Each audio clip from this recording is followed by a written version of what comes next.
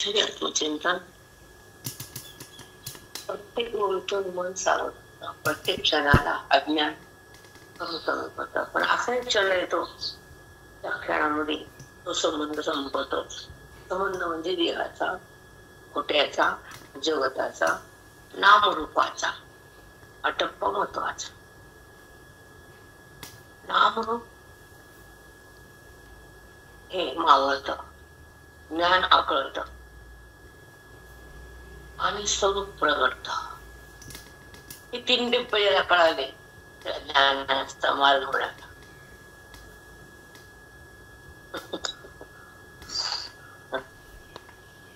कारण जे ज्ञानाची तपश्चर्या आहे साधकाची, खूप अंतिम परीक्षा तपस्या आहे, तेवढी परमार्थ नाही. वेदांताच्या संगतीमध्ये बुद्धीला चिंतन करून परमेश्वराची चिन्मयता प्राप्त करणं ही अवस्था आनंदाची असते. ती स्थिती ऐक्याची असते, भगवंताचं ऐक्य. जेव्हा भगवंतात बुद्धी विलीन होती त्याचा क्षणी राम होती.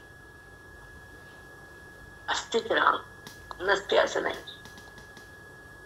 पण आपण स्थितीचा थांबवली भोगलीच नाही. देहात जे करायचं ते केलं नाही, जे कळायचं ते कळालं नाही, परमात्मा. जे सोडायचं ते सोडलं नाही, अनात्मा. ते कुठे अवलंबन करून बघ. जे कळायचं ते कळालं, मग तो कळावा का हे काय बसा अवघड आहे. तो कळण्यासाठी वेद हवा, त्याची अनुभूती भोगवण्यासाठी सत्संग हवा, त्यांचा संबंध स्पष्ट होण्यासाठी मोक्ष म्हणजे वेदाची अनुभूती, वेदाची जी स्थिती, वेदाचं जे प्रमाण आहे. तू कोण आहे वेद सांगतो. वेद बलवान आहे, वेद महान आहे, बुद्धी गहाण आहे, अंतःकरण बेभान. बेभान कळत नाही काय करावं काय करावं. म्यूट पहा.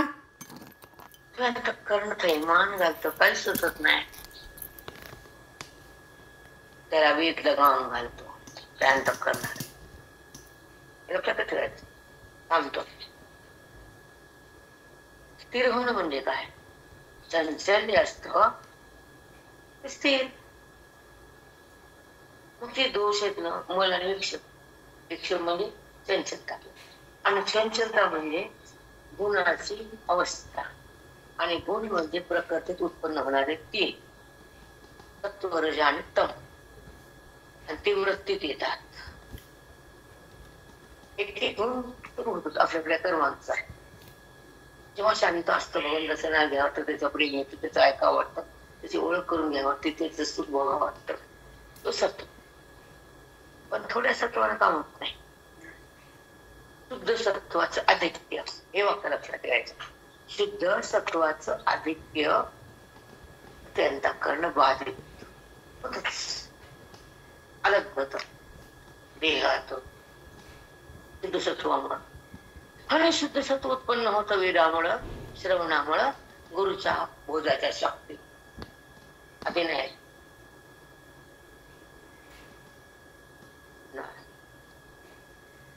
जसं जसं तुमची तपस्या होती, भक्ती होती, वेद हृदयाकडे धावत येतो, मन त्याच्यामध्ये मिसळून राहतं, त्याला पाहतो वेदाच्या ज्ञानाला.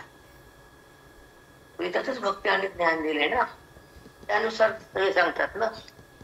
त्यानुसार रस्ताच नाही भक्ती सांगायला, कर्म मांडायला, विधीनुसार वागायला, आणि मी कोणही कळायला. ते माझं वेदाता त्रेकांडात्मक वेद किंवा गीता आहे, काय पण म्हणा.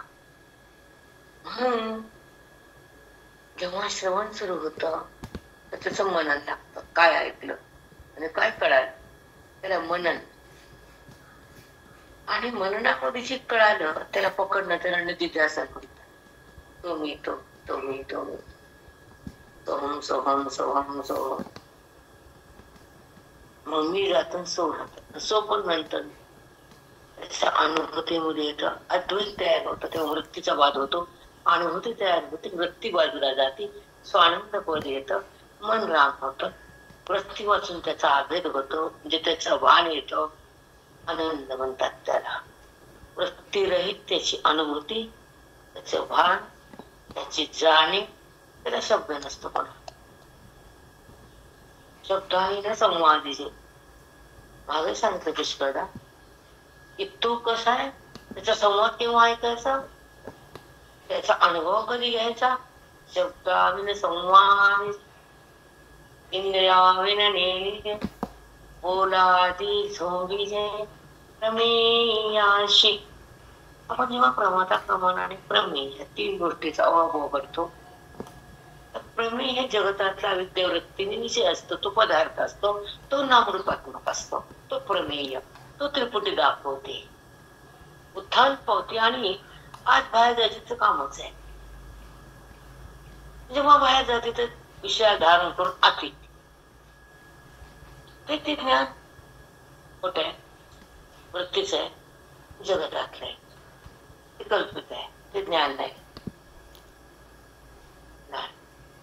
प्रमेय म्हणजे जगतातल्या नामरूपाला पकडणारे त्रिपुटी आणि बोला देशमीचे प्रमेय म्हणजे भगवंत त्रिपुटी वाचवा हे बी पकडते ते बी पकडते हे पकडणार विद्येचं विकाराच आहे आणि ही उत्पत्ती भगवंताची ती स्थिती आनंदाची अनुभूती त्या श्रीरामाची पण वृत्ती वाच हे जगत त्रिपुटीच्या साह्याने आणि तो परमात्मा त्रिपुटी वाच रहित असं का विचारलं कोणी तर तुम्ही तर कोणी विचारत नाही की परमात्म्याला स्पर्श करायला बुद्धीला अनुभूती घ्यायला त्रिपुटी होऊन लागत नाही आणि जगत कळायला त्रिपुटी वाचून कळत नामरूपाला मग त्याला नामरूप असणार त्रिपुटी कसं हे उत्तर आहे. किती सूक्ष्म आहे जिथं नाम आणि रूप आहे ते जगत आहे म्हणजे नाम रूप रहित ते परमात्मा आहे. मग नाम रूपाला कुठे पदार्थाला कुठच ते कुठे कुठे आहे जगत कुठं आणि तो तर नाम रूप रहित कुठे आणि खोटे वृत्तीने कळत नाही खोट्याने खरं कळते का खोटं खरं कसं दाखवू शकत म्हणून शब्दांनी संवाद शब्दाविद्या करते शब्दाची उत्पत्ती कुठे न्यावं आम्ही घेतो मग शब्दाने संवाद हे माऊलीचं मनोगत आपण वाचलं तर कळते का बोलादी झोंबीचे बोलायच्या आधी ते जमताच्या बुद्धीने झोंबीचे पकड म्हणजे किती सुंदर आहे माऊलीचे एक शब्द हे कळाल्यावर बाकीचं बंदर आहे सगळं खटपट खटपट खटपट करा अंतिम टप्पा नाही आनंदाची स्थिती नाही वृत्तीरहित सुख नाही मी कोण हे कळत नाही विकार संपत नाही आणि बुद्धी आकार टाकत तर परिस्थिती भोगता येत नाही परमात्मा कशी थांबता येत नाही मी कोण हे कळत नाही तोपर्यंत मी कळत नाही तर तो संपत नाही विचार समजून घ्या तुम्ही आता जास्त बोलायला मला गोव्या संपला तर कसं सुरू असते कळत नाही आणि तो बाजूला जात नाही आणि भगवंताला कशी मी बिने आणि तू बिने म्हणून तर प्रलय झाल्यावर रडत नाही तो का बुडाले रडलं का रडला का त्यालाच बुडी गेली कुणी बुडीली रडलं का त्याला ते करायचं होतं महादेव यादव हे बुडल्याशिवाय धर्म संपत नाही. त्यालाच कळतं कोणते निमित्त आहे शापाला. गांधारी तो निमित्त त्याला पाहिजेच होतं ते, पण निमित्त तिला केलं. साप दिला बुडीला, कारण दिवा अंगावर घेत नाही काहीच. चतुर आहे ते, चतुराची शिवरमणी ऐकाय गुरुला म्हणण्याची कहाणी. हा मुकुट सकळा म्हणी धन्य तू विठोबा. पाय गुंतरून येणता गुंत तुला जाणले. पाय गुंतवून येणता तुला असो माझी चिंता. कसं काम सांगितलं देवाला. पाय गुंतवून येणता तुला जाणले म्हणून गुंतलो. बरी असो तुला माझी चिंता. तुका ठेवी माता पायावर. तुझ्या पाय डोकं ठेवायला, पण चिंता माझी कर. कशा अभंग आहे बघा ना. पाय गुंतवून येणता, गुंतव आम्ही इकडं, पण नेणता तुला जाण्याचं येऊन. आता तुला जाण्याचं म्हणून दर्शन तुझं आहे. आता तुला चिंता, तुला जाणून द्यायचं, तुझ्या आनंदात मिळायचं आणि या चिंतेतून निघायचं. आणि तुम्हाला ज्ञान द्यायचं. तुला असं माझी चिंता.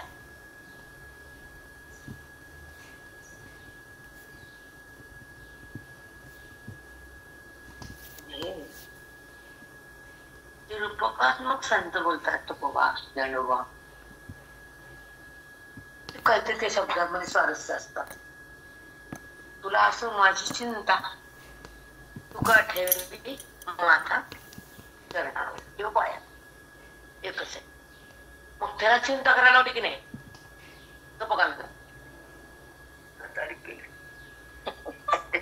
यांची चिंता त्यांच्याकडं. ह्याला म्हणते भगवत भक्त आणि भगवत भक्त. आता संत चिंता ठेवत नाही तर म्हणायचं कमी करायची गरज नाही. चिंतनामध्ये चिन्मयताच आहे. चिंतनाचे चिंता करतात. हा कारण न सांगायच्या आधी ते चिंतन देतात आणि चिन्मय करतात. चिंता संपवतात. वृत्तीला बाजू लागण्याचा देहाच्या एवढं कार्य. एक उदाहरण आहे. न सांगायचा कळव येईल अंतर, न सांगू जाता कळू येईल अंतर.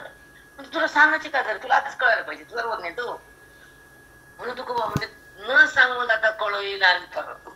तुला कळायला पाहिजे. तुला काय सांग मी गरज काय. अति प्रेम असल्यावरती प्रेम करतो किंवा न सांगता देतो. न सांगायचा कळू येईल अंतर. तुला माहिती ना माझं अंत करणं कसं आहे. मला काय द्यायचं काय नाही द्यायचं, माझं काय काढायचं, माझं काय संपवायचं, मला कुठं न्यायचं, तुला सगळं समजतंय. कारण भक्तीमध्ये मी भक्ती केली आहे. आता मुक्ती दे पलीकडे.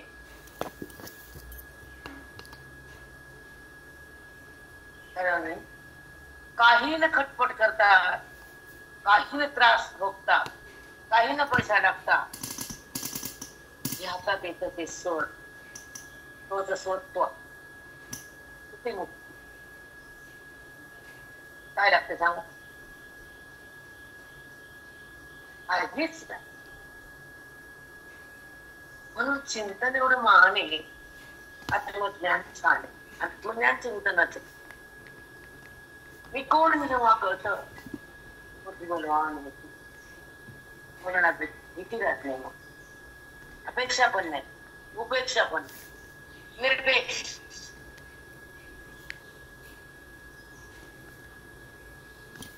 बुद्धी बोलते महाराज कासून बोलत सर. म्हणजे सापेक्षिक नाही. मला विचार सगळं माहित नाही, त्यामुळे पुढच्या व्यक्ती मला बोलत असते. म्हणून मला सारखं वाटतं की सगळं सारखं आहे म्हणणे. कारण इथं भगवंताची ओळख आणि भगवंताची प्राप्ती. बुद्धीला आत्मस्थिती आहे, नोकरी असते.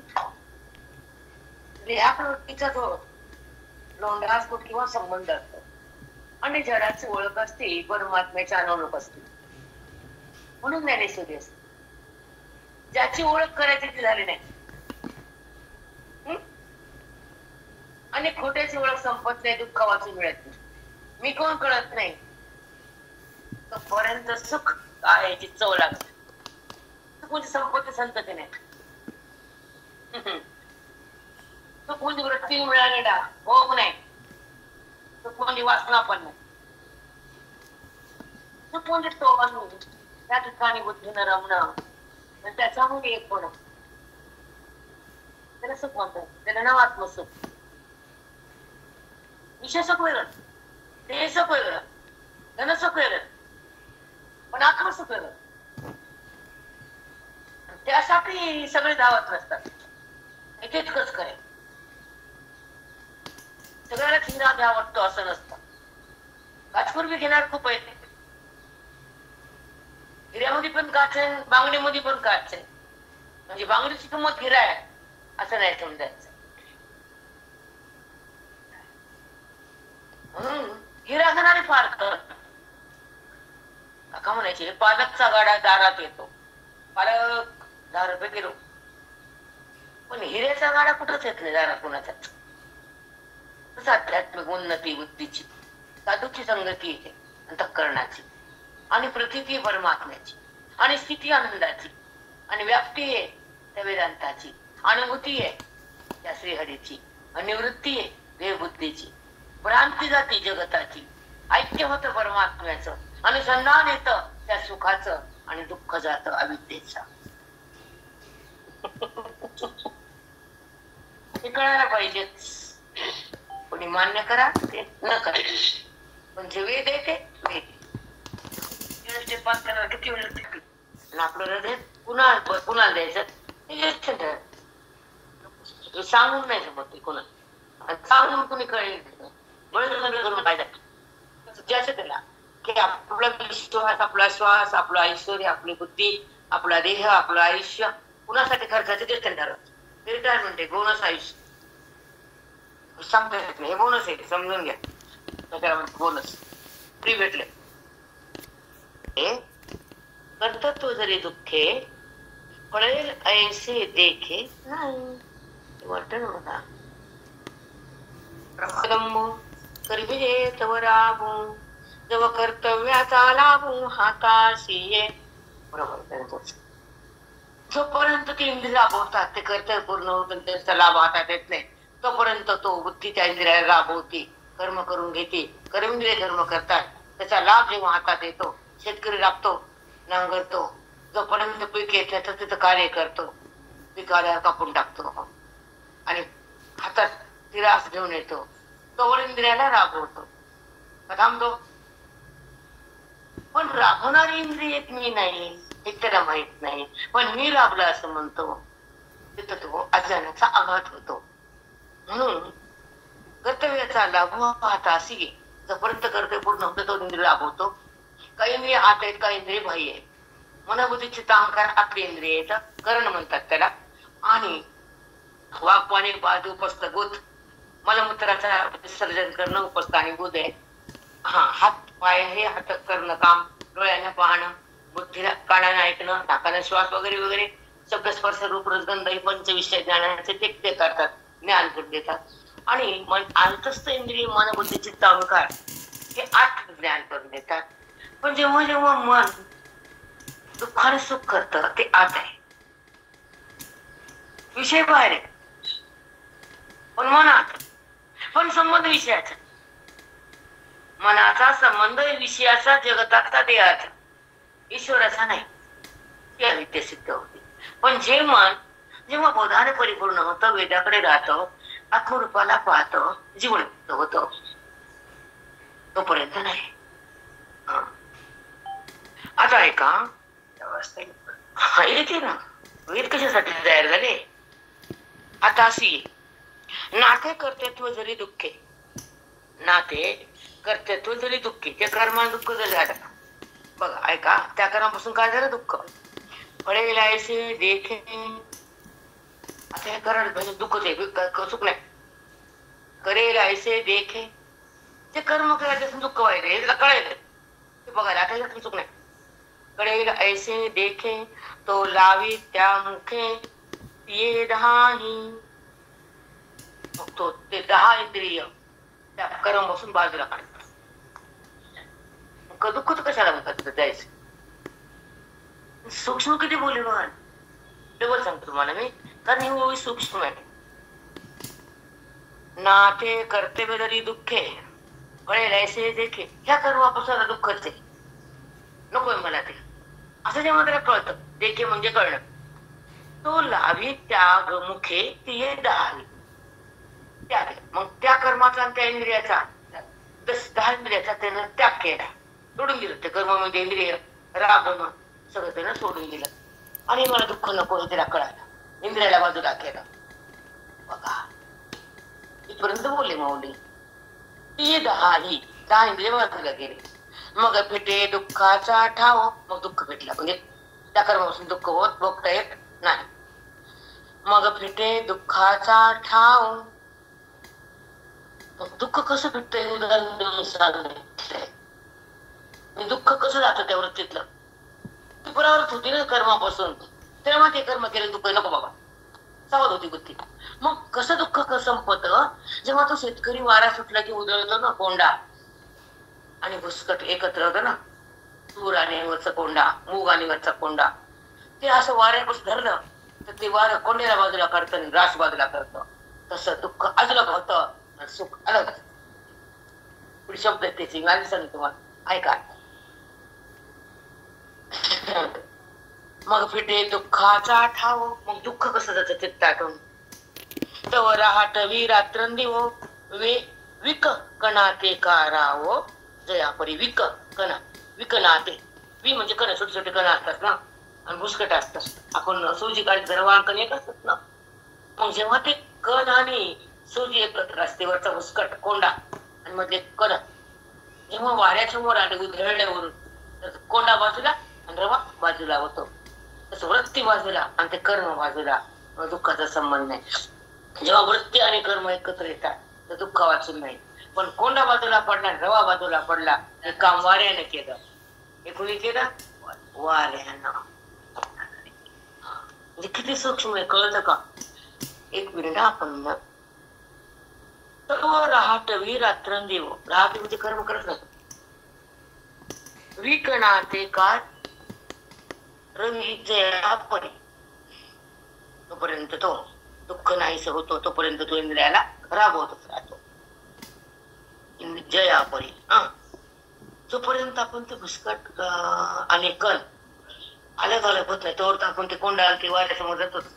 थोडं बंद मध्ये भुसकट जमत, पुन्हा पुन्हा पुन्हा पुन्हा ते आपण धरतोच वाऱ्यापुढे. जोपर्यंत त्याचा कोंडा सगळा संपला, पुन्हा धरत नाही वाऱ्या.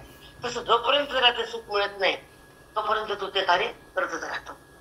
असं राबवी आपण बघा, राहतोय म्हणजे कार्य कर्मेंद्रियानं.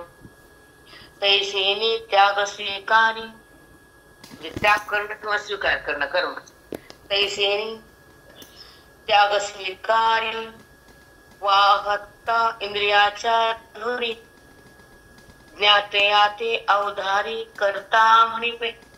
असे इंद्रियाच्या द्वारे बुद्धी कर्म करून घेते, इंद्रिय राखतात आणि त्या इंद्रियाच्या कर्मामुळे त्या ज्ञाताला कर्तेपणा येतो. बघा, तैसेनी त्याग स्वीकार, कधी विषयाचा स्वीकार, कधी त्याग, अशी जी क्रिया चालूच असते वृत्तीच्या द्वारे. आणि ज्याच्यामुळे ती होती क्रिया, ज्याला ते कळतं त्याग केला का स्वीकार केला, आणि त्याग करणारी अंतःकरण त्याला परमात्मा. मग स्वीकार कर विषयाचा की त्याग कर, सुखाचा त्याग कर का दुःखाचा त्याग कर. सुख होतात, दुःख होतात, विषय मिळतात, विषय सोडून देतो त्याग केव्हा स्वीकारी. मग त्यानं सांगितलं तैसेनी त्याग स्वीकारी वाहता इंद्रियाच्या धुरी. धुरी म्हणजे आपण शेतातला बांध म्हणतो. ज्ञाते याते अवधारी करता म्हणी पे. अशा इंद्रियाच्या कर्मामुळं आपण काय म्हणतो, त्या अंतःकरणाला ज्ञाता किंवा करता. त्यानं जाणलं किंवा त्यानं केलं. केलं म्हणलं तर करता, आणि कळालं म्हणलं तर ज्ञाता, तुटलं म्हणलं तर त्याग, धरलं म्हणलं आसक्ती, भोगलं म्हणलं तर भोग, म्हणजे त्याला सगळे नाव. त्याच्या व्यवहारानुसार, इंद्रियानुसार, विकारानुसार. म्हणजे हे कळणं आहे, मग होणं आहे, मग अनुभव नाही. दुसऱ्या टप्प्यामध्ये हे वेदाचं ज्ञान आहे. हे कुठं कथा वाघ ऐकली, 7 दिवस समाप्ती झाली, हाताची पूजा केली, बाई घरी आली, त्याचा प्रकार नाही. ते त्याचा लीला आहे. आणि हेच वास्तव रूप आहे भगवंताचं. या 7 दिवसामध्ये होत नाही. होते का सांगा? नाही. हा वेदांत आहे. 9,000 वयाचा प्रांत आहे ज्ञानेश्वरी. का बरं लागले एवढे वय? 65 वयमध्ये तर मुक्त गेला चांगदेवाला. त्याचा कधी डिफरन्स कळाला का? चांगदेवाला मुक्त 1400 वर्षाचे चांगले योगी महान, तर त्यांना फक्त 65 वयामध्ये मुक्त केलं. मग त्यांना 65 वया का दिल्या? इकडे 9,000 का आल्या? कारण नाही, योगी होते, अधिकार सुसंपन्न होते, योगाचे राजे होते, त्याच्यासाठी कोण होतं? पण जगाला सांगायचं होतं योगी असून ज्ञान लागतात. मुक्त वयाकडे सांगण्यासाठी आहे. योग जरी केला तरी ज्ञानाविना काही भेटत नाही. ह्यासाठी चांगले मुक्त वयाकडे आले. हा प्रसंग घडून दिले. ते काय लहान होते का? मेर आणि मोडी उठत होते, लहान होते काही चांगले. मग त्यांना शुद्ध अंतःकरणाला पण 65 वयमध्ये मुक्त झाले. आणि आपल्यासारखे भंडारा पसारा जगामध्ये कसे विचित्र लोक आहेत. मग त्यांना 9,000 वया गेल्या. कोणच्या वयतून कोण शुद्ध व्हा, कोणत्या वयतून कोण माझ्याकडे या, कोणच्या वयला कोण म्हणाला, कुणाला कोणची कळती, आणि कोणच्या विरोधाला टच होती. अनुभूती मुक्ती हातात येते, भक्ती सिद्ध होती, अनुभूती सतत येते, वृत्ती निवृत्त होती, दुःखाची घाम निघून जातील, सतत सुखाची अनुभूती होती. तो आहे अशी अनुभूती, ती देह नाही असा निश्चय होतो. वेदांताचा संपत्तीचा अनुभव म्हणजे सतसंगती. ही संपत्ती वाटली नाही, याचं टेन्शन नाही. एकदा मामाजी आले, मग सतत यायचे ना. तर सांगितला त्याच्यामध्ये आधी कर्म सांगितलं, तेव्हा कारण साधन कोण कर्म वगैरे. आता करता सांगितला. मग तुला मी सगळं सांगायला लक्षात ठेव. ज्ञाता म्हणजे करता, तो तो करता, तो त्याग करतो आणि स्वीकार पण करतो, तो करता. ज्ञाता तो जाणतो, तो ज्ञाता. आणि साधन म्हणजे कर्म. ते करणं इंद्रियाद्वारे साधना, साधन हे शब्द स्पर्श रूप हे राबवणं, करण त्याच्याबद्दल होणार कार्य, त्या साधनाच्या द्वारे होणार कार्य ते करण. कर्माला लागणारे करण म्हणजे कर्म सांगितलं, कर्ता पण सांगितला, आणि नंतर कर्म, कर्ता आणि क्रिया तीन.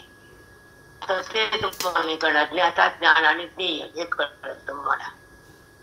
प्रमाता, प्रमाण आणि प्रमेय हे पण समजतं आपल्याला. म्हणून एक जेव्हा टप्पा बुद्धीला समजतं तर बुद्धी अंतरंगात उतरते, बहिरंगात नाही. जेव्हा अंतरंग येतं तर निश्चिम भाव तयार होतो, विकार बंद होतो. प्रत्येक विकारांगात जाती जगताची अनुभूती बंद होती. कर्म केलेलं बाजूला जातं, क्रिया होत उपाधीची असते किंवा प्रकृतीची असते.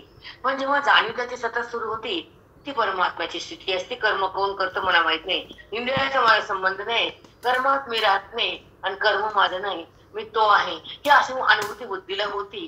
तर क्रिया भिन्न होती, फल संपत आणि कर्म बाजूला जात, पाप पुण्य थांबत आणि मन भगवंतात सहज विराजमान होत. ते आत्मत्वाचं नातं, ते मुक्तीचं खातं.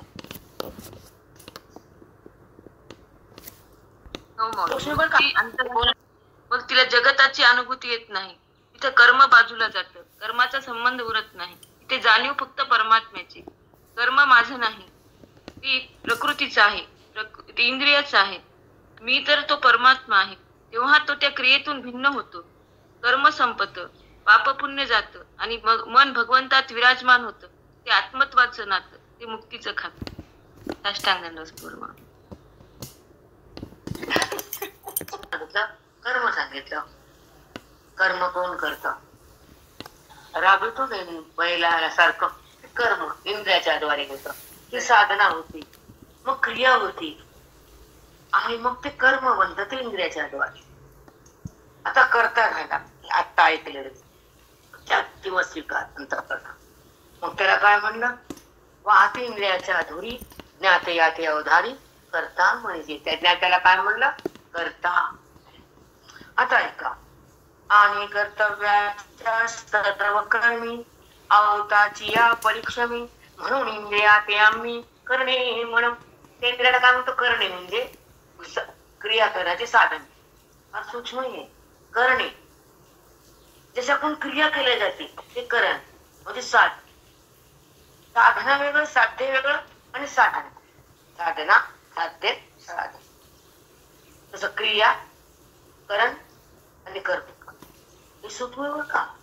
क्रिया, करण आणि त्याच्यापासून होणार कर्म. आता कर्म म्हणजे इंद्रिय, क्रिया म्हणण्याच्या गुणाची शक्ती, आणि ते दोघा संबंधाने होणार कर्म क्रिया, त्याचं नाव कर्म. बापरे, ही खरी स्थिती त्याच्याद्वारे होतं. तू म्हणत मी केलं, इथं आघात होतो बुद्धीवर, हे आघात होतो अंतःकरणावर शब्द. आपल्या म्हणून घेतलं की संपलं गेलं. अलिप्त दशा ज्ञानाची आहे, लिप्त दशा संसाराची आहे, व्याप्ती भगवंताची आहे आणि अनुभूती त्या ईश्वराची आहे.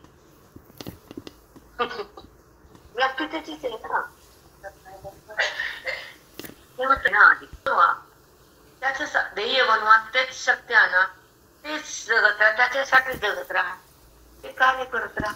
फरक पडतोच नाही असं नाही. मला त्यांनी सुद्धा द्यायचं सांगा, शिकली पण नाही तिची अगती ते तसं अमृतानुभव लावून दिला 5 वर्ष. केवळ कारण त्याचा अर्थ मला मी सांगते, असं का बोलले अपंगात. ते काळ काय येत नाही, मग कोण येतं? लोकांना प्रश्न पडतील. ह्याला काळ येत नाही तर मग त्याच्यात हे पडत नाही का? पडतो, पण त्याचा प्राण भगवंतात आहे, त्याचा प्राण यमाच्या हातात आहे, म्हणून ते येत नाही. भगवंतापाशी जातो तो, आधी गेला देव वाचतो, प्रारब्ध असतो. जेव्हा अज्ञान वेगळं तेव्हा तो बघून झाला, त्याचा प्राण प्रणव झाला, बुद्धी ब्रह्म झाली, यमरण यायला काय उठलं? नियम येत नाही. आता करू शके वळ अभंगात काय वैभव आहे, काय समजते हे समजल्यावर पावंत पाय मी पती कीर्तिवान अभंग संतांचे अभंग थोडे. मी जेव्हा बसणार बसायची तर मी अवताची या परीक्षमी म्हणून इंद्रियात आम्ही करणे म्हणून.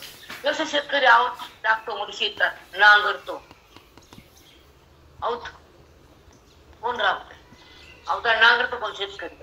तसा हा प्रमाता त्या इंद्रियाला अवतासारखं राबून घेतो. ते नांगर आणि आपला इंद्रिय नांगर अवताची या परीक्षमी म्हणून इंद्रिया ते आम्ही करणे. ते प्रमाता इंद्रिया राबतो. विचार चिंता हे सुख दुःख इंद्रिया राबत नाही. बाकीचे कर्म राबत नाही. ते डोंगरात जायचं, पाठीमोड पाय आमोडून घ्यायचे, राबेल नाही. काय कळायला तिथं? कळालं काय?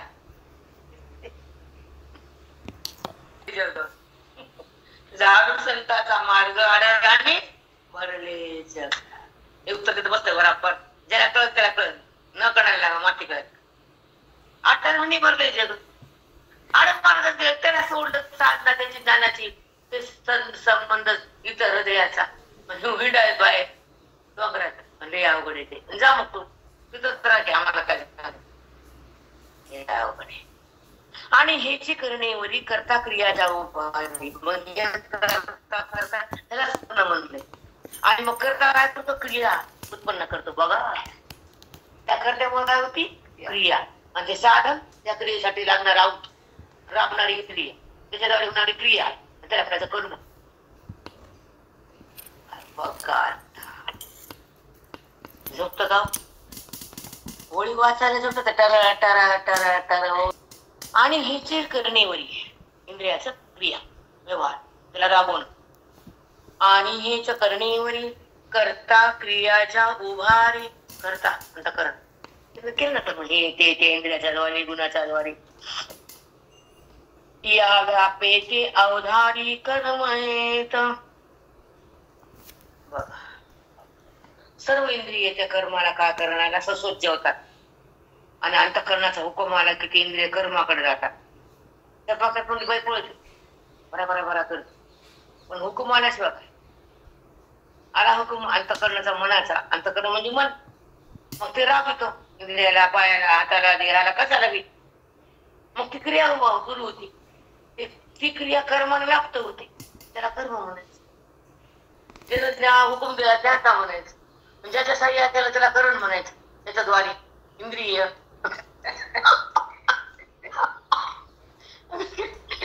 ते म्हणजे सहज सांगितलं. एवढं सहज आहे का हे काही. आणि ते सगळं थांबवायचं त्याला करत संबंध त्याला ते करता सुटलं की बघ समजून घ्या काय घ्यायचं ते. बघा सोनारा चिरा बुद्धी लेणी सोना. आता सोनं घेतलं अलंकाराच्या तोपर्यंत आता सोनं आहे तो अलंकार नाही. पण त्याच्या बुद्धीनं कलेनं त्यानं ते घडवलं तेव्हा सोनं नाही. मग त्याला अलंकार नाव आलं. तसं सगळं नाव आलं. त्यानं घडवलं. बापाला कळत नाही ते मीच बोलतो माणूस. कुणी केलं बरे बोलताना ते जर सरकलं तर करवर उठून का उठून उठ बस उठून आणि कर सगळं कर. मग तिथं मी पण आहे तर करताय. तो तर अहंकार आहे आणि तो तर विष आहे. मारक आहे मारक नाही का. मारतो कसा मारतो कळू देत नाही पण तेच मारत ज्ञानच काढतंय. दोन्ही गोष्टीचं अवलंबन करा. अहंकार मारतोच ज्ञान काढतच. बुद्धी भगवंतात प्रवेश करतेच. जगात नाही विषयात नाही देहात नाही. करू शकत नाही बुद्धी प्रवेश. रेनकोट घातला पाऊस लागतो का अंगाला. शक्य का. रेनकोट पावसाला अंगाला लागू देत.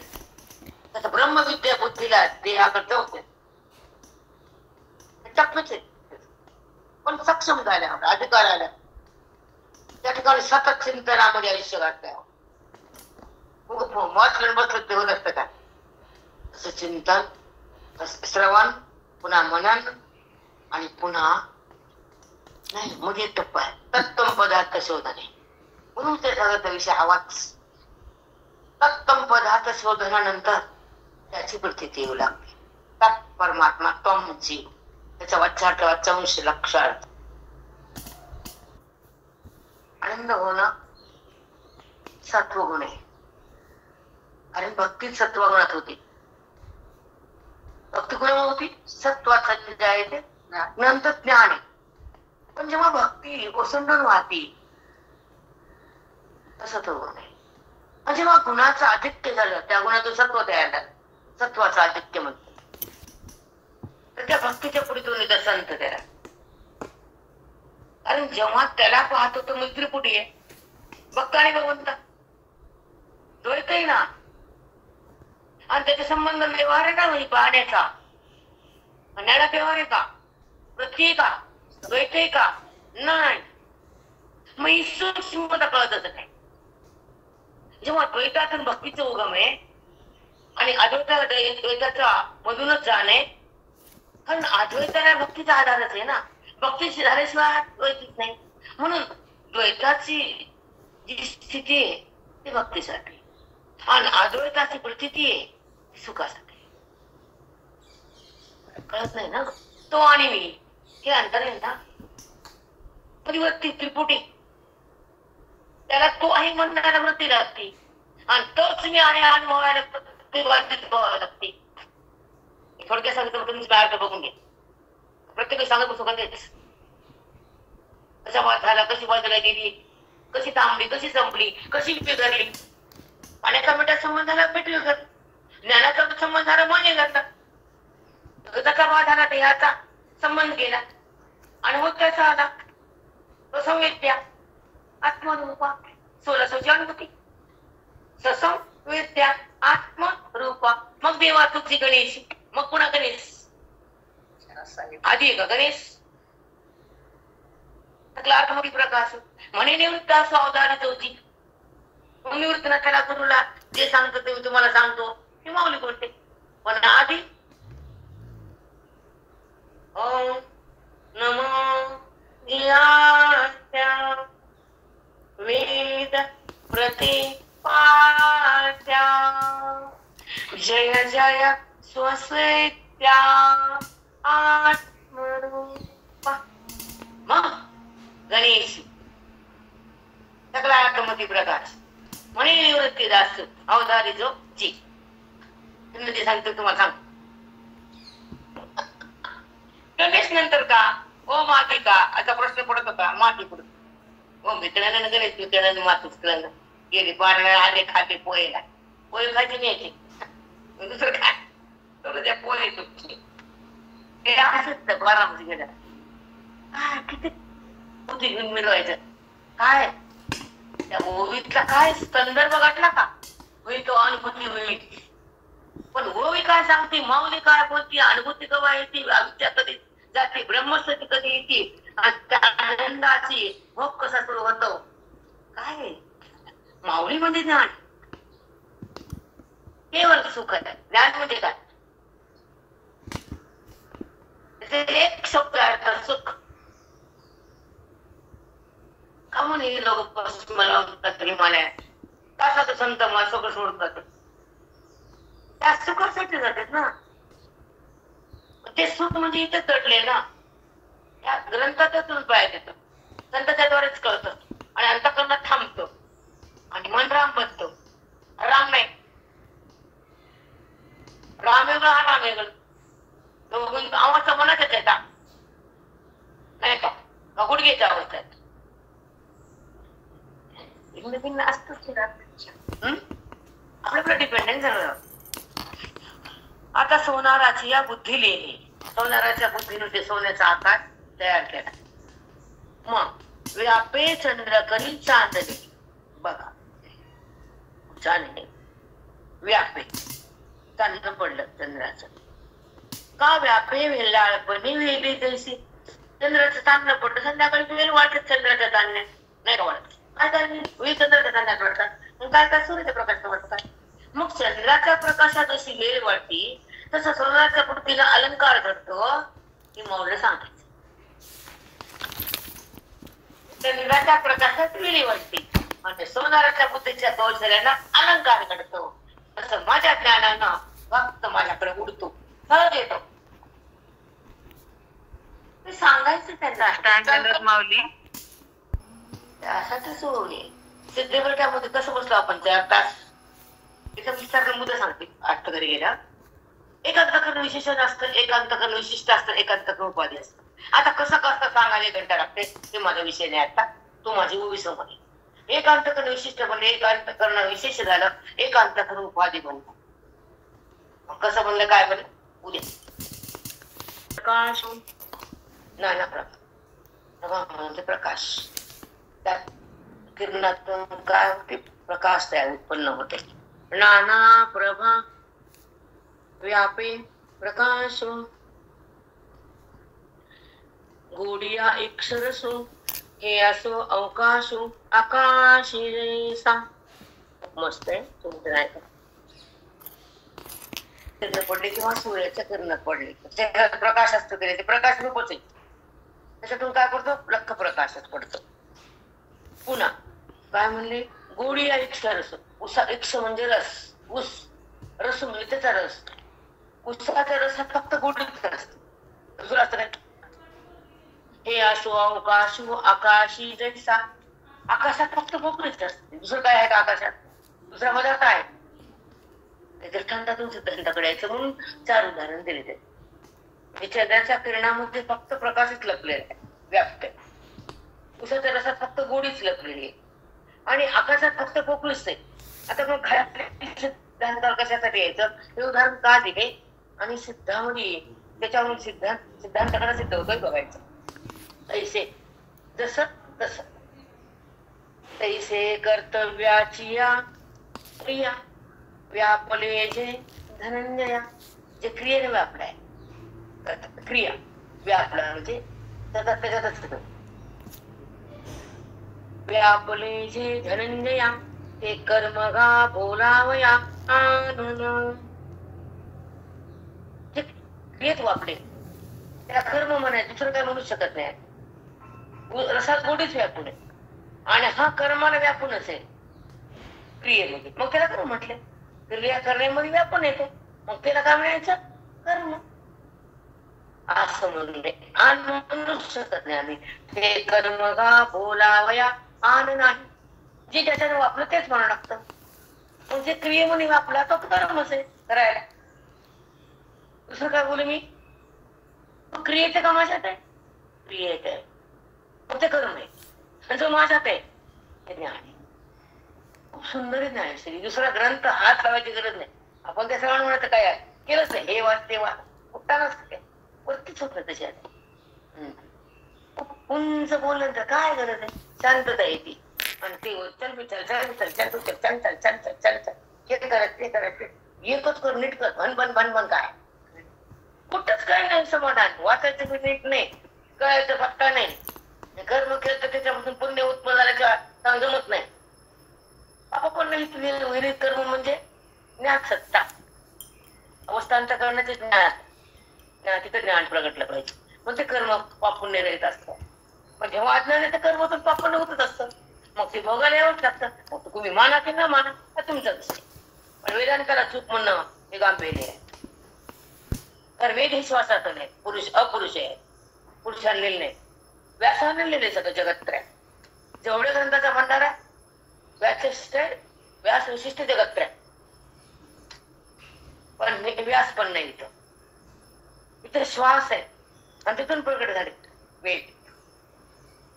कितीतरी वर्षात ते कळायला पण नाही आपल्याला. त्यातून नंतर उपनिषद, पुन्हा ब्रह्मसूत्र आणि पुन्हा गीता आणि पुन्हा भाष्य आणि सुपनिषद. उपनिषदातून पुन्हा गीता आणि गीतेपासून मध्ये माऊली आणि माऊलीपासून सुखाची सर्व. बस इथपर्यंत आले वेद. टक्कन हे ओवी म्हणजे वेद. वेद म्हणजे साक्षात ईश्वराचं अनुभूती. वेद वेद म्हणजे काय मोठं आहे काय. त्याच्यातून कोणाची अनुभूती होती जगताची नाही, देहाची नाही, परमात्म्याची अनुभूती करून देतात. म्हणून ते शब्द वेद. वेद वेद म्हणजे काय वाद जातो. 5 शास्त्रकार शास्त्र कसा आहे 6 शास्त्र 18 पुराण आणि 4 वेद हे नेत सांगितलेले. पण वादविवाद त्या शास्त्रकाराने केलाय. खंडन मंडन वेदामध्ये खंडन आणि मंडन अनुभव आहे.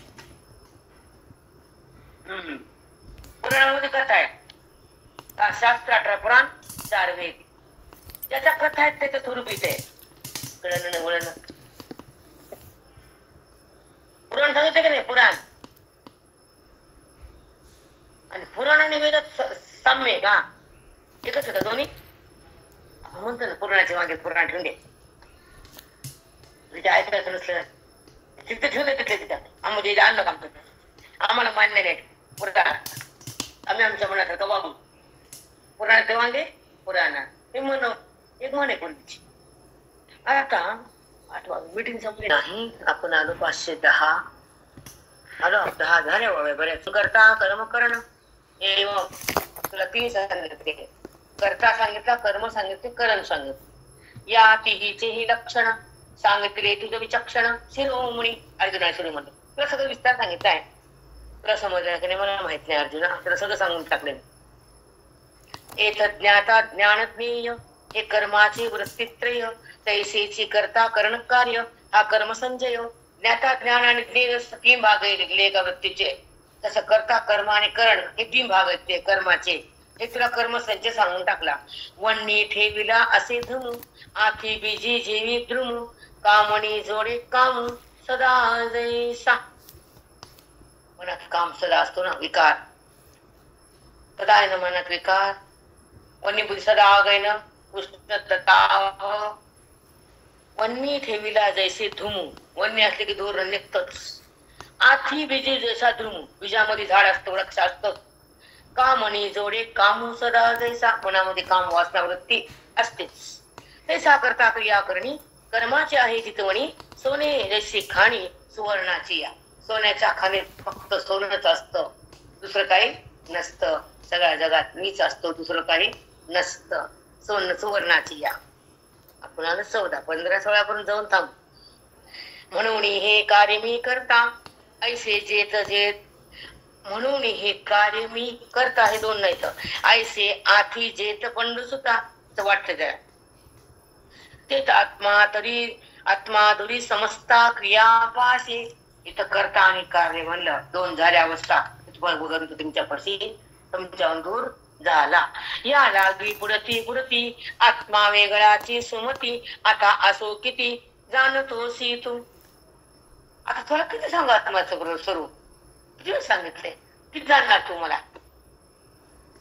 असं भगवंत बोलले. आलो आपण 516 झाला माझा आकडा फिक्स स्टार करून श्री गुरु ज्ञानदेव.